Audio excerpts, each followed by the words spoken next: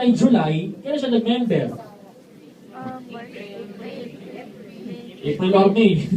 Sige, tama. In just 3 months, grabe yung ang laki ng kinita nitong taong to. Dati ho siya, hindi naman dati.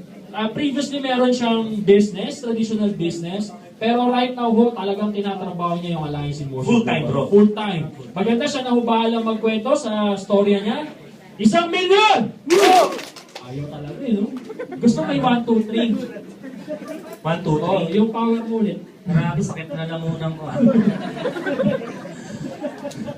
Grabe, pagpalakpak pa lang, nako, kailangan pagpalakpak pa lang, payaman na. Oh, kasi sabi nga nila, kung pagpalakpak pa lang, hindi mo magawa, pagyaman pa kaya. Tama Tama po ba? Napakasimpleng salita, pero napakatotoo. Yes. In reality. Tama po ba? Kaya kung gusto yung yumaman sa 1 ganitong million! business, 2 million! 2 million!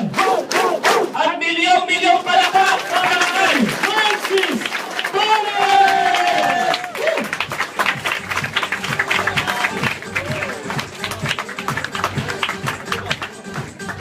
Grabe, ang daming tao!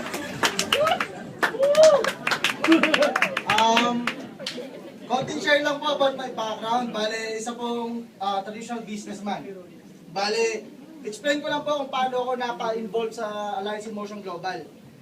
Bale, 1 year ago, inintroduce po sa akin ng tita ko to.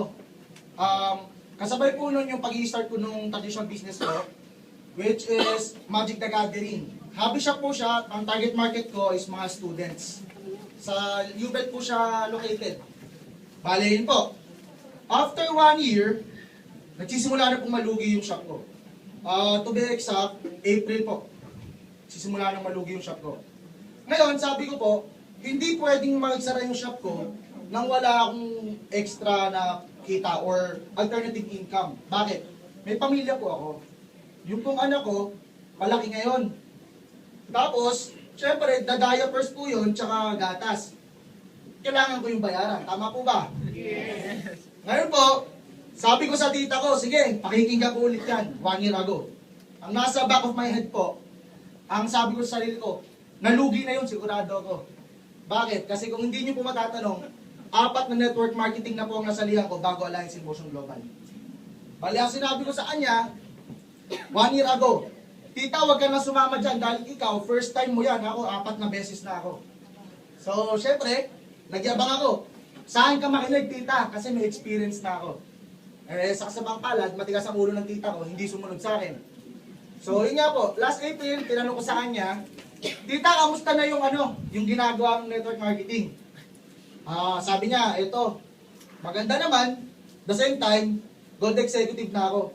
Sabi ko po sa sarili ko, grabe, 1 year lang, pares kami ng time span, yung traditional business ko nalugi na. Siya, gold executive. What if pala sinabayan ko siya last year? Tama po ba? So, yun. Bale, sabi ko, sige, gagawin ko na yan. Mayabang pa po ako nun kasi may natitira pang budget. Pero ang totoo, nalulubog na po ako sa utang. Yung budget po na yun, dapat ipangbabayad ko dun sa utang ko. Pero sabi ko, being practical, what if nabayaran ko yung utang ko pero kulang ka? Saan ako kukuha ng susunod na panghulog? So, sabi ko po, ito, gagawin ko. And, for the span of 3 months po, this is our 3rd month na mag-asawang ginagawa ng trabaho. Sabi nga po nung natin, nila apps, family of doctors po kami. Isa pa po, yung tito ko na doctor din, at saka yung asawa ng isang nurse. Bale, sila po, kami po yung mga tinuturuan ng M1 Travel Group. Huwag po kayo mahihiya lumapit sa kanila or pwede rin naman po sa mga crosslines natin. Ang sinasabi ko lang po dito, yung grupo po natin, iba talaga. Kasi, dito ko lang na-experience yung network marketing na hindi nagsusulutan ng bawat members.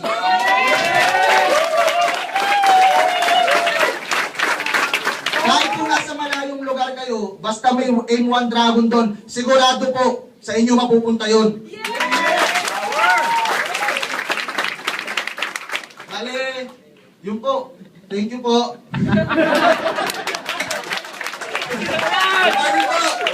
Baby ka mo yan!